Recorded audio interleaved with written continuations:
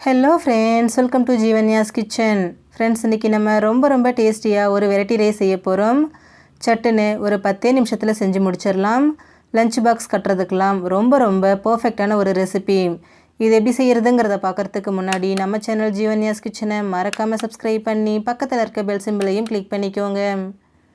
First ஒரு பாத்திரம் எடுத்துகிட்டு அதில் 1 கப் அளவுக்கு பாசுமதி அரிசி சேர்த்துக்கிறேன். இப்போ இது கூடவே தண்ணி சேர்த்துட்டு இதை ஒரு 2-3 தடவை நல்லா கழுவி எடுத்துக்கோங்க. நீங்கள் பாசுமதி அரிசிக்கு பதிலாக நீங்கள் எப்பவும் என்ன அரிசி யூஸ் பண்ணுவீங்களோ அதையே கூட யூஸ் பண்ணிக்கலாம். இப்போ இதில் தண்ணி சேர்த்துட்டு இதை ஒரு 20லேருந்து 30 நிமிஷத்துக்கு நல்லா ஊற வச்சுக்கோங்க. அரிசி குறைஞ்சது 20 நிமிஷமாவது கண்டிப்பாக ஊறணுங்க. இது ஊறட்டும். இப்போது ஸ்டவ்வில் ஒரு குக்கர் வச்சுட்டு அதில் 1 டீஸ்பூன் எண்ணெய் சேர்த்துக்கோங்க. எண்ணெய் சூடானதும் இதில் ஒரு 25லேருந்து 30 பூண்டு பல்லை உரிச்சிட்டு சேர்த்துக்கோங்க. கூடவே 1 டீஸ்பூன் அளவுக்கு மிளகு, ஒரு 4-5 கொத்து கருவேப்பிலை சேர்த்துக்கோங்க. சேர்த்துட்டு ஸ்டவ்வை மிதமான தீயிலேயே வச்சுட்டு இதை நல்லா வதக்கி விடுங்க. கருவேப்பிலை நல்லா வதங்கணும். பூண்டோட பச்சை வாசனை முழுமையாக போயிட்டு கொஞ்சம் செவக்கிற அளவுக்கு வதக்கிக்கோங்க. பாருங்கள், நம்ம சேர்த்த பூண்டு எல்லாமே நல்லா வெந்துட்டு கொஞ்சம் கலர் மாதிரி வந்திருக்கு இல்லைங்களா? இந்த அளவுக்கு வதங்கினதும் இது எல்லாத்தையும் அப்படியே ஒரு பிளேட்டுக்கு மாற்றி வச்சுடுங்க. இது முழுமையாக ஆறுனதுக்கு அப்புறமா இதை நம்ம அரைச்சி எடுத்துக்கலாம். இப்போது அதே குக்கரில் 2 டேபிள் ஸ்பூன் எண்ணெய் சேர்த்துக்கோங்க. எண்ணெய் சூடானதும் இதில் 1/2 டீஸ்பூன் சோம்பு, 1/2 டீஸ்பூன் மிளகு, 2 கொத்தளவுக்கு ஃப்ரெஷ்ஷான கருவேப்பிலை சேர்த்துக்கோங்க. சேர்த்துட்டு இது எல்லாத்தையும் நல்லா பொரிய விட்டுருங்க. பொரிஞ்சதும் இது கூட 2 பச்சை மிளகாய், மீடியம் சைஸில் 1 வெங்காயத்தை நீல வாக்கில் கட் பண்ணி சேர்த்துக்கோங்க. சேர்த்துட்டு வெங்காயத்தோட பச்சை வாசனை முழுமையாக போகிற அளவுக்கு இதை நல்லா வதக்கி விடுங்க. வெங்காயம் நல்லா வதங்கி சாஃப்டாகி வந்ததுக்கப்புறமா இது கூட மீடியம் சைஸில் 2 தக்காளியை கட் பண்ணி சேர்த்துக்கோங்க.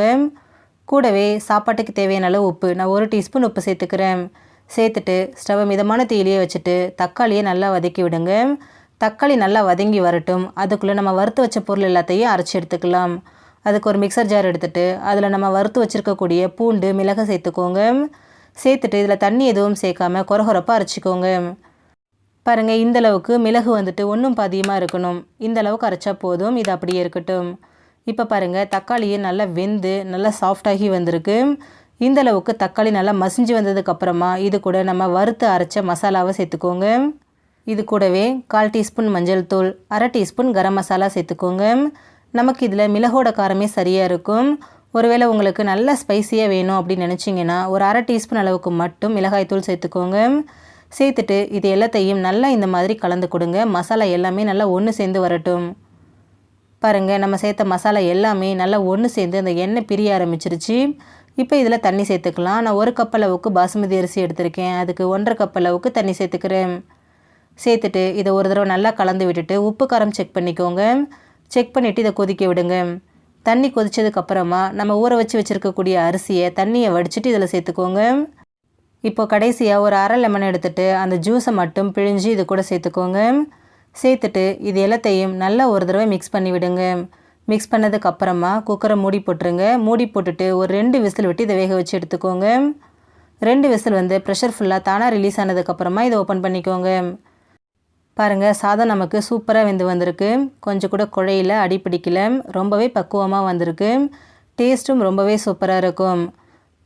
ஃப்ரெண்ட்ஸ், நீங்களும் இதே மாதிரியே பூண்டு மிளகு சாதம் செஞ்சு கொடுங்க. எல்லாருமே விரும்பி சாப்பிடுவாங்க.